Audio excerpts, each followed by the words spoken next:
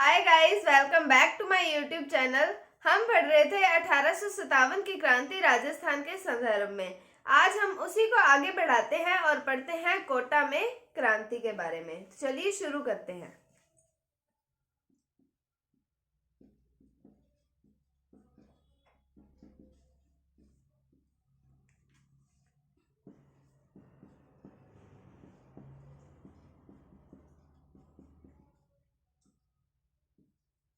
तो कोटा में क्रांति की दिनांक की बात करें तो वो है 15 अक्टूबर 1857 को।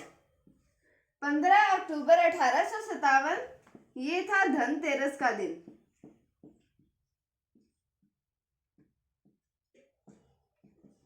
तो 15 अक्टूबर 1857 को धनतेरस के दिन कोटा में क्रांति की शुरुआत हुई थी।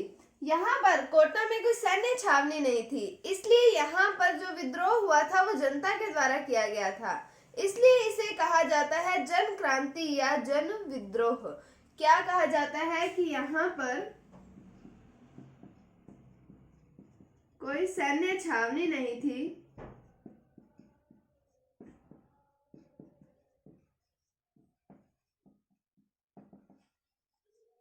इसलिए यहाँ विद्रोह जनता द्वारा किया गया।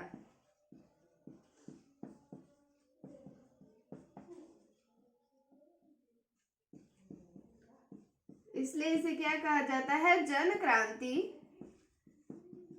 या फिर जन विद्रोह।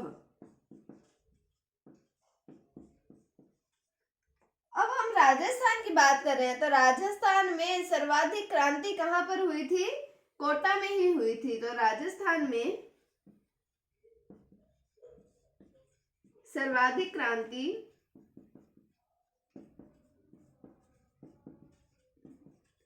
कोटा में हुई थी। तो हमने पढ़ा 15 अक्टूबर 1857 को धनतेरस के दिन यहाँ क्रांति की शुरुआत हुई थी। यहाँ कोई सैन्य छावनी नहीं थी और आम जनता के द्वारा यहाँ पर विद्रोह किया गया था, इसलिए इसे कहा जाता है जन क्रांति या जन विद्रोह। और राजस्थान में सर्वाधिक क्रांति कहाँ पर हुई थी? तो ये हुई थी कोटा में। और राजस्थान में सबसे ज्यादा सुनियोजित और सुनियंत्रित क्रांति भी कोटा में ही हुई थी। उसके बाद में हम बात करते हैं कि यहाँ पर नेतृत्वकर्ता कौन थे। तो अगर हम बात करें नेतृत्वकर्ता की, तो ये नाम आते हैं जयदयाल, और साथ में एक और व्यक्ति आते हैं मेहराब खां। तो नेतृत्वकर्ता की बात आए तो वो जयदयाल और मेहराब खां। इनके समर्थन में दो व्यक्ति और आते हैं। एक का नाम आता है नारायण और एक का नाम आता है भवानी पटेल। इनके द्वारा क्रांति की गई थी। जयदयाल और मेहराब खां के समर्थन में नारायण और भवानी पटेल के द्वारा क्रांति की गई थी। कहां पर? कोटा में। उसके बाद में हम बात करते हैं क्रांति के समय कोटा के शासक कौन थे। तो कोटा के शासक थे राम सिंह सेकंड। अब ये जो राम सिंह सेकंड थे, इनको जयदयाल और मेहराब खां ने कर दिया था नजरबंद। इन्होंने इसे नजरबंद कर दिया था। किनको? राम सिंह सेकंड को नजरबंद कर दिया था और जयदयाल ने स्वयं को कोटा का शासक प्रशासक नियुक्त कर दिया था। तो इन्होंने स्वयं को कोटा का प्रशासक नियुक्त किया। तो हमने बात की कि जयदयाल और मेहराब खां के समर्थन में नारायण व भवानी पटेल के द्वारा क्रांति की गई।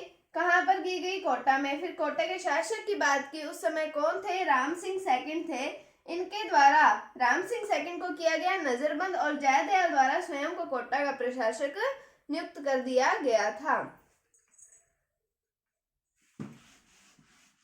फिर अब बात आती है यहाँ के पॉलिटिकल एजेंट की।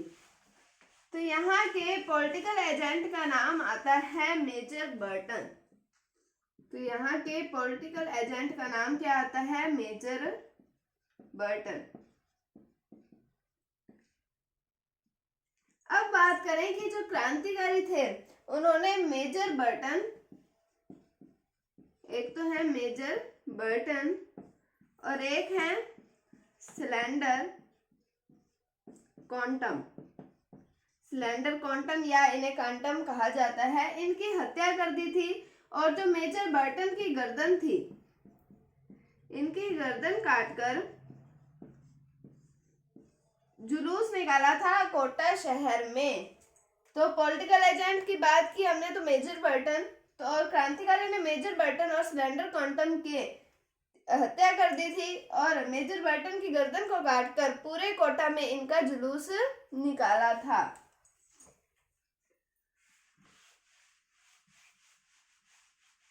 फिर एक अंग्रेज अधिकारी, इनका नाम आता है जनरल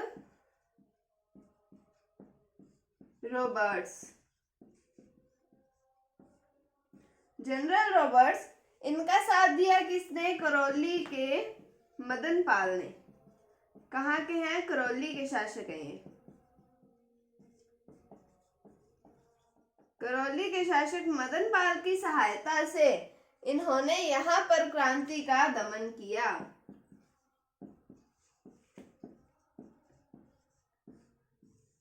तो इन्हें भी सुप्रीम कोर्ट से ऑर्डर आए हुए थे, मतलब जॉर्ज पैट्रिक लॉरेंस ने इनको ऑर्डर दिया था कि आप जाओ और क्रांति का दमन करो। और उसमें इनका साथ किसने दिया? करौली के शासक मदन पाल ने।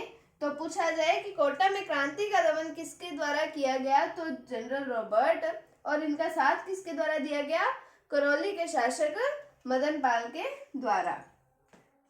फिर उसके बाद में जयदयाल और मेहराब खान जो थे, इन्हें कर दिया गया गिरफ्तार और इन्हें फांसी की सजा सुनाई गई। जयदयाल व मेहराब खान को गिरफ्तार कर फांसी की सजा सुनाई गई।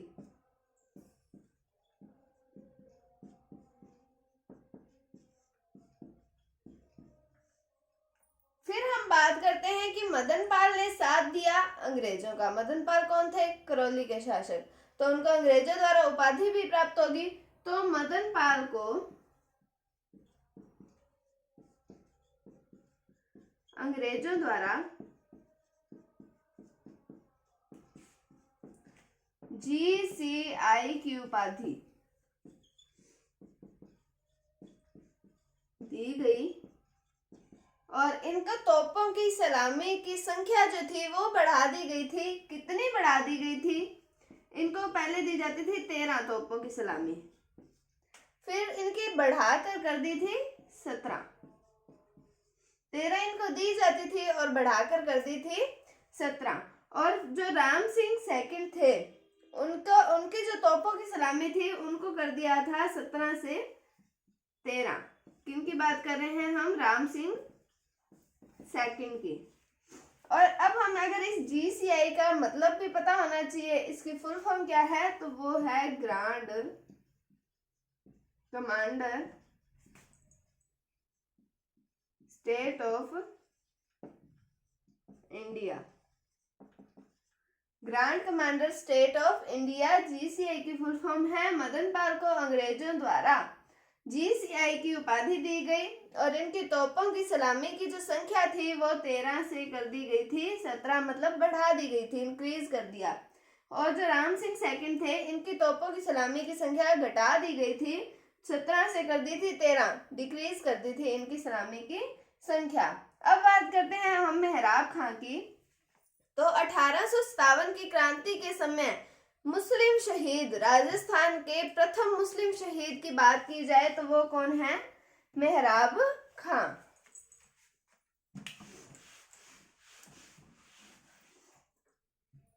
तो 1857 की क्रांति के समय राजस्थान के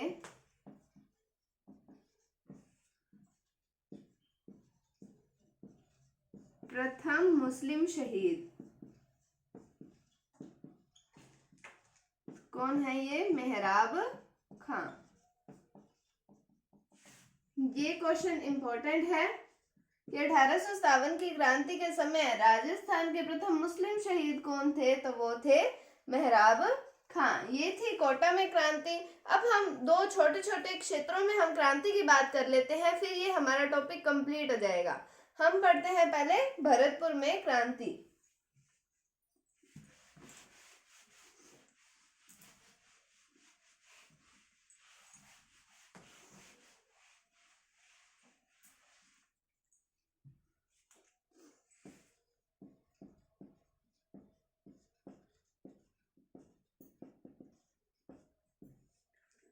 तो क्रांति की बात करें भरतपुर में, तो क्रांति शुरू हुई थी 31 मई 1857 को। तो भरतपुर में क्रांति की शुरुआत कब हुई? 31 मई 1857 को। और यहाँ के शासक, क्रांति के समय के शासक का नाम आता है जसवंत सिंह। ये जो जसवंत सिंह थे, ये इस समय थे नाबालिग। हम पहले बात कर लेते हैं यहाँ के पॉलिटिकल एजेंट की। तो पॉलिटिकल एजेंट के बारे में मैंने आपको बताया था। भरतपुर के पॉलिटिकल एजेंट कौन से आते हैं? तो ये आते हैं मेजर मॉरिसन। तो मैं आपको बता रही थी कि जसवंत सिंह उस समय नाबालिग थे, इसलिए वहां का शासन व्यवस्था, वहां की भरतपुर की शासन व्यवस्था किसके हाथ में थी? मेजर मॉरिसन के हाथ में थी। तो 31 मई 1857 को क्रांति की शुरुआत हो गई थी। कहां पर? भरतपुर में। फिर शासक हमने पढ़े जसवंत सिंह और पॉलिटिकल एजेंट मेजर मॉरिसन। तो इतना ही पढ़ना है हमें। एक और हम बीकानेर के क्षेत्र की बात करेंगे, उसमें भी हमें इतना ही पढ़ना है कि क्रांति कब हुई थी, वहां के शासक कौन थे। तो इनमें से ज्यादा प्रश्न नहीं पूछे जाते हैं, इंपॉर्टेंट नहीं है ज्यादा। जो इंपॉर्टेंट थी वो मैंने आपको करवाई दी है, जैसे नसीराबाद होगी, नीमच हमने पढ़ी, कोटा के अंदर और एरनपुरा के अंदर ये क्रांतियां इंपॉर्टेंट आती हैं। अब हम पढ़ते हैं बीकानेर में जो क्रांति हुई थी उसके बारे में।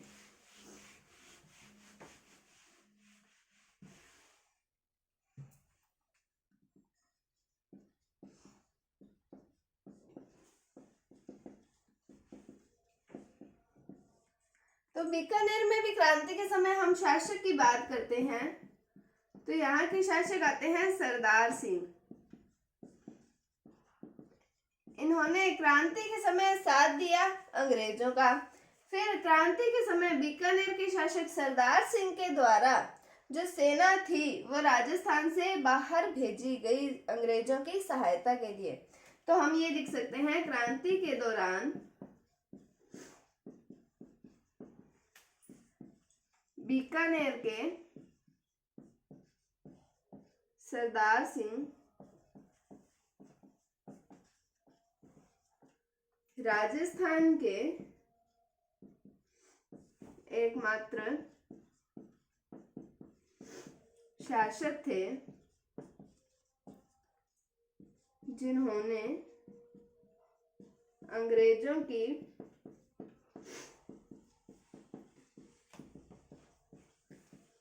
सहायता हेतु अपनी सेना राजस्थान से बाहर भेजी थी। तो क्रांति के दौरान बीकानेर के जो सरदार सिंह थे वह राजस्थान के एकमात्र शासक थे जिन्होंने अंग्रेजों की सहायता के लिए अपनी सेना जो थी बीकानेर मतलब राजस्थान से बाहर भेजी थी। अब अंग्रेजों की इन्होंने इतनी सहायता तो कर दी, तो इनको कोई गिफ्ट भी तो मिलना चाहिए। तो अंग्रेजों ने इन्हें गिफ्ट दिए थे 41 गांव। किस परगने के थे? वो थे टिब्बी परगने के। तो अंग्रेजों द्वारा सरदार सिंह को टिब्बी परगने के 41 गांव उपहार स्वरूप दिए गए थे। तो बीकानेर में क्रांति के समय राजा पड़े हमने कौन थे? सरदार सिंह। फिर हमने पढ़ा इन्होंने राजस्थान से बाहर सेना भेजी अंग्रेजों की सहायता के लिए और अंग्रेजों द्वारा इन्हें टिब्बी परगने के 41 गांव उपहार स्वरूप मिले थे। तो यहाँ हमारी 1857 की क्रांति राजस्थान के संदर्भ में कंप्लीट होती है। उम्मीद है आपके टॉपिक समझ आया होगा। कल हम नए टॉपिक की ओर देखेंगे जो कि है राजस्थान में किसान आंदोलन। तो अगर आपको वीडियो थोड़ी सी भी अच्छी लगी है तो इसे लाइक कीजिए, शेयर कीजिए और चैनल को सब्सक्राइब जरूर कीजिए। Thank you, thanks for watching, bye bye.